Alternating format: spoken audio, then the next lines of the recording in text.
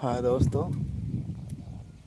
आशा करता हूँ आप स्वस्थ होंगे, मस्त होंगे और अच्छे होंगे। आप देख रहे हैं जैसे कि भैया हमारे टीम में थोड़ा दिक्कत हो गई रही। हमारे टीम के लोग परेशान रहे और हम लोग देखा हमारे पानी आता है और चश्मा बनवाए भैया।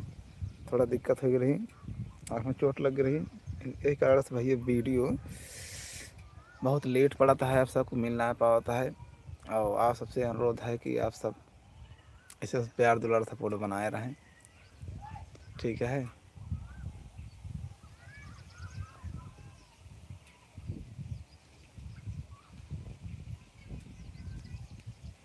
तो भैया वीडियो मिले आप सबका जल्दी। अच्छी अच्छी कहानी का कंटेंट बढ़िया बढ़िया निकला है तो मिलेगा भैया। आप सब थोड़ा वेट करिए और हम लोग सब वही थोड़ा प्यार दुलार सपोर्ट बनाए रहें। आप सबके भरोसे हम उसे भाई। नमस्कार।